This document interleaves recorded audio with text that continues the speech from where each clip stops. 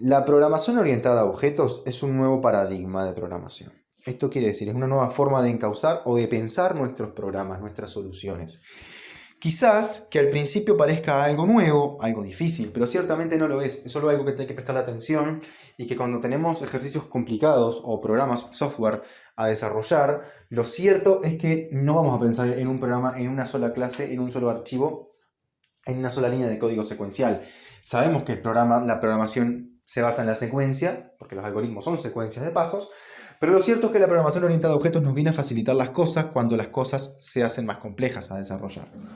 Lo cierto aquí es que, por ejemplo, programación orientada a objetos me permite, si los algoritmos van a seguir siendo secuencias, pero vamos a tener varios algoritmos que compongan un mismo programa. Es decir, un mismo programa se va a dividir necesariamente en varios módulos más pequeños. Es decir, recuerden la frase divide y vencerás. Vamos a separar nuestro programa, nuestro problema en problemas más pequeños para resolverlos individualmente.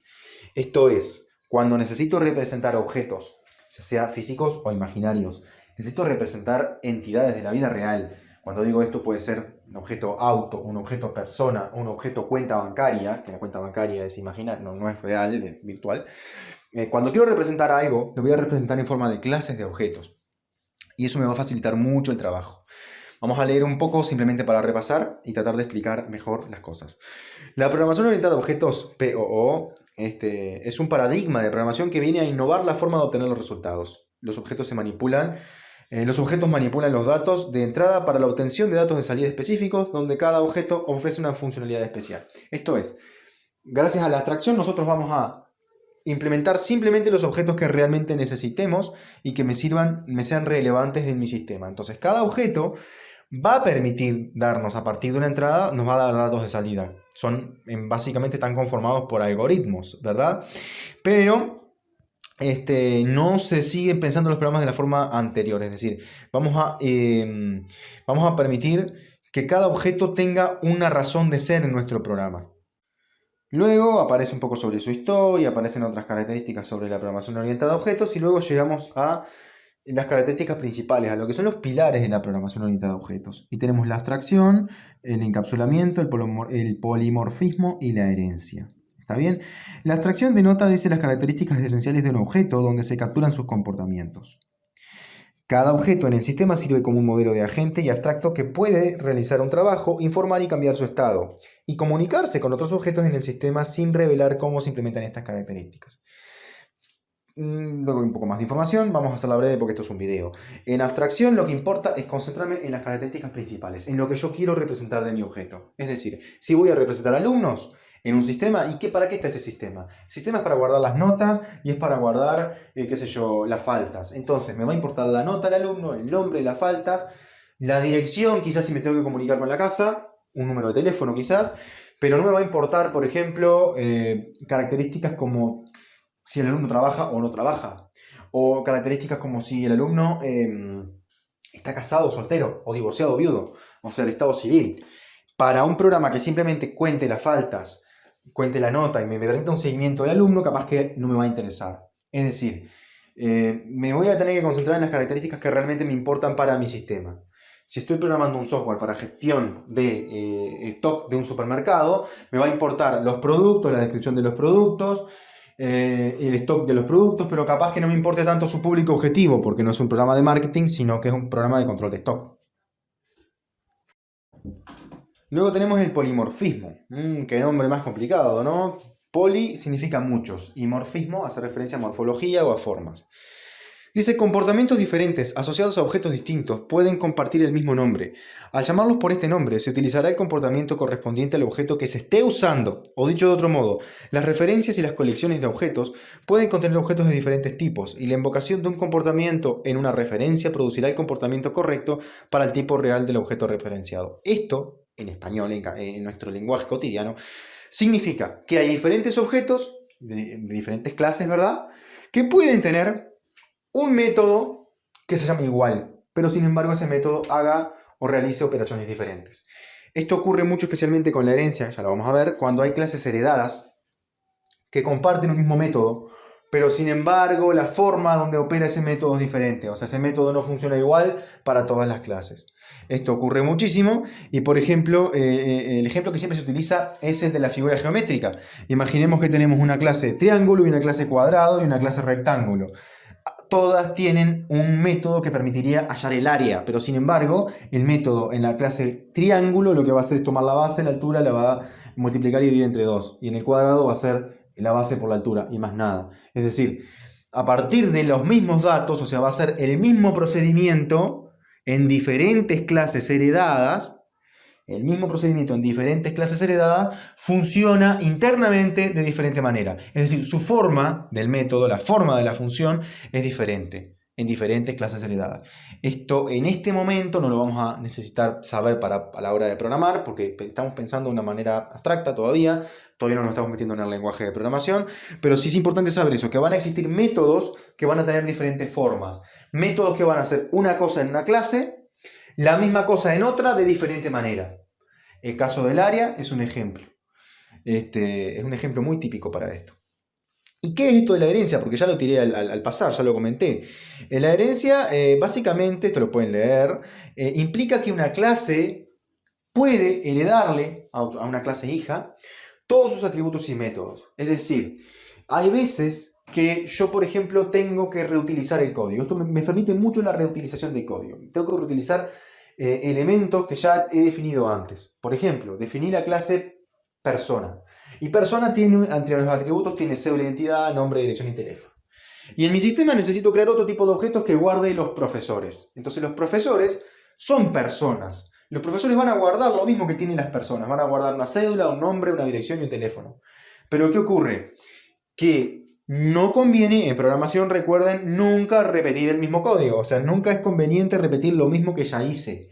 Como ya lo tengo hecho en persona, profesor va a heredar de persona y va a tomar todos los atributos definidos en persona, además de sus métodos. Y además podemos agregar otros más.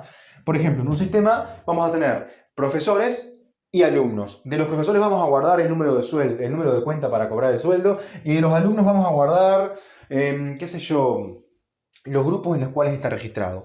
Entonces vamos a tener personas, visualicemos esto, personas, profesores que van a tomar todo lo de personas, y además van a añadir el número de cuenta para cobrar el sueldo, y los alumnos van a ser personas que van a tomar todos los mismos elementos, pero además vamos a añadir en los grupos o los cursos a los cuales el alumno está inscrito.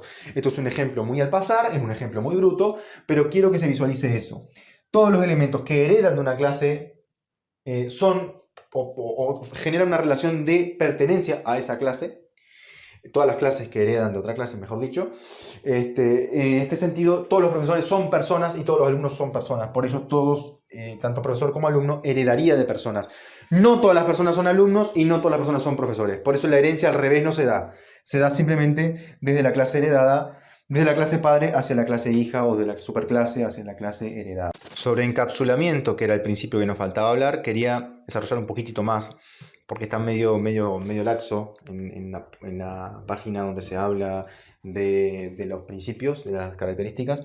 El encapsulamiento, decimos en programación modular y más específicamente en orientada a objetos, se denomina encapsulamiento al ocultamiento del estado, es decir, de los datos miembros de un objeto de manera que solo se puedan cambiar mediante las operaciones definidas a este objeto.